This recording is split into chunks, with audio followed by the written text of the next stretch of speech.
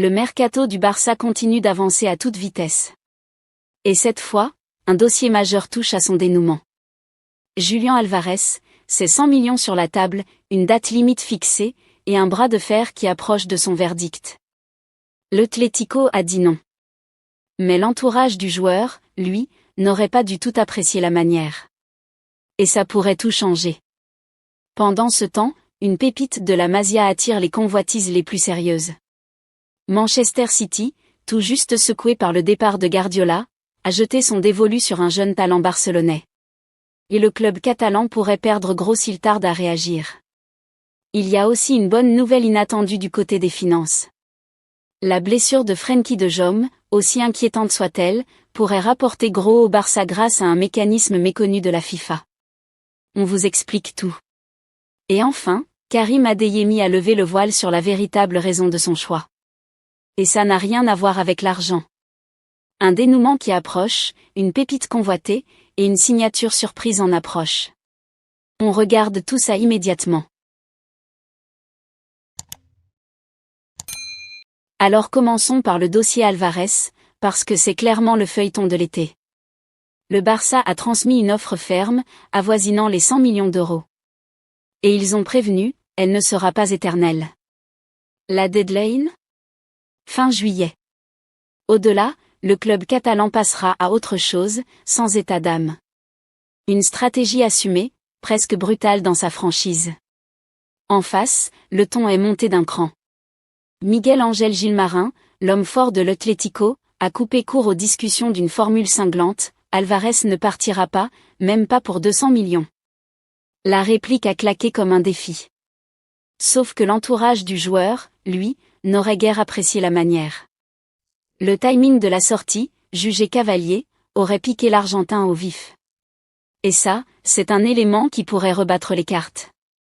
Parce que voilà où le bâtiment blesse pour Madrid, le désir du principal intéressé. Un joueur qui rêve d'ailleurs pèse toujours dans une négociation, chacun le sait. Álvarez n'a rien lâché publiquement, concentré sur sa fin de mondial. Mais les silences, parfois, parlent plus fort que les grands discours. Laporta, de son côté, joue la montre avec un art consommé. Le président Blaugrana confirme l'offre, la borne dans le temps, puis laisse la pression opérer. Le message envoyé à l'Atlético tient en une ligne, à vous de voir, mais ne traînez pas. Et si l'affaire capote ? Le Barça a anticipé. En coulisses, un plan B de premier ordre serait déjà à l'étude, histoire de ne pas se retrouver démuni à la reprise. Flick veut son numéro 9, un vrai renard des surfaces. Álvarez reste la priorité absolue. Mais le club catalan a trop souffert des feuilletons à rallonge pour tout miser sur un seul cheval. Reste que rien, à ce stade, n'est plié. Le bras de fer peut basculer d'un côté comme de l'autre en quelques heures. Un accord surprise ? Une rupture nette ? Les deux hypothèses tiennent la route. Une certitude, malgré tout, le compte à rebours est enclenché. À Barcelone, on guette le feu vert madrilène en croisant les doigts. À Madrid, on serre les rangs. Et quelque part, un attaquant argentin tient peut-être la clé de tout. Pendant ce temps, Manchester City a jeté son dévolu sur une pépite de la Masia, Marc Bernal. L'onde de choc post-Guardiola n'a pas fini de faire trembler l'Etihad Stadium. À l'aube d'une nouvelle ère, City lance un chantier de reconstruction colossal. Bernardo Silva a déjà plié bagage. Et une autre secousse menace l'équilibre du club, l'incertitude grandissante autour de Rodri. Auteur d'un mondial exceptionnel, le taulier espagnol est ardemment courtisé par le Real Madrid. Face à cette potentielle saignée dans l'entrejeu, la direction mancunienne s'est mise en quête de 109. La mission ? Dénicher le patron de demain. Si les profils d'Ayoub Boadi et Aleksandar Pavlovic cochent plusieurs cases, la quête des recruteurs anglais s'oriente vers un autre horizon. City veut un véritable métronome, un talent brut déjà adoubé par les plus grands. Et c'est de l'autre côté des Pyrénées que le cador de Premier League a décidé de frapper. Selon Sport, l'ogre mancunien a jeté son dévolu sur Marc Bernal. Lancé par Hansi Flick, le prodige a surmonté une grave blessure au genou pour s'imposer comme un titulaire en puissance. Luis de la Fuente voit en lui le successeur naturel de Rodri avec l'Aurora. Et City partage cette obsession. Protégé par un bail jusqu'en 2029 et une clause dissuasive de 500 millions d'euros, Bernal reste paradoxalement très vulnérable.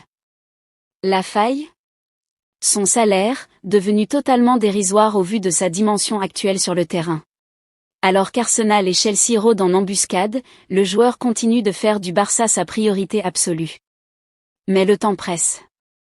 Avec la récente blessure de Frenkie de Jong, la direction catalane va devoir urgemment revaloriser son prodige si elle veut définitivement fermer la porte à la menace anglaise. C'est un dossier qui va nécessiter une réaction rapide. Parce que perdre Bernal, ce serait un désastre pour le club. Maintenant, parlons de Frenkie de Jong. Parce que sa blessure, aussi inquiétante soit-elle, cache une aubaine inattendue. La gueule de bois post-mondiale est particulièrement douloureuse en Catalogne. Alors qu'Hansi Flick espérait lancer son nouveau projet sur de bons rails, il perd d'emblée une pièce maîtresse de son milieu de terrain. Rentré de la Coupe du Monde avec les Pays-Bas, Frenkie de Jong est physiquement à l'arrêt pour de longs mois, rupture du ligament latéral interne du genou droit. Pendant le tournoi, le Néerlandais a serré les dents. Rassuré par le staff médical de sa sélection, qui lui affirmait que la lésion ne s'aggraverait pas, le joueur a tenu sa place. Un choix sportif fatal. De retour à Barcelone fin juin, les examens ont acté le désastre. Si De Jong privilégie pour l'instant un traitement conservateur afin d'esquiver le bloc opératoire, le spectre d'une longue indisponibilité plane au-dessus du Camp Nou. Mais voilà où l'histoire prend un tournant inattendu. Face à ce coup du sort, le Barça s'apprête à dégainer une arme juridique souvent utilisée après les grandes compétitions, le programme de protection des clubs de la FIFA. Le règlement international stipule qu'une blessure en sélection entraînant plus de 28 jours d'arrêt ouvre droit à un dédommagement direct. Et les chiffres donnent le vertige. Le club catalan peut réclamer une compensation atteignant 20 548 € par jour d'absence. Ce mécanisme providentiel, plafonné à 7,5 millions d'euros sur 365 jours, pourrait sérieusement renflouer des finances blaugranas exsangues. Il ne reste plus qu'aux instances à s'accorder sur la date officielle du début de l'invalidité pour que le chronomètre de ce chèque soit enfin déclenché. Un véritable séisme sportif qui cache pourtant une aubaine financière inattendue.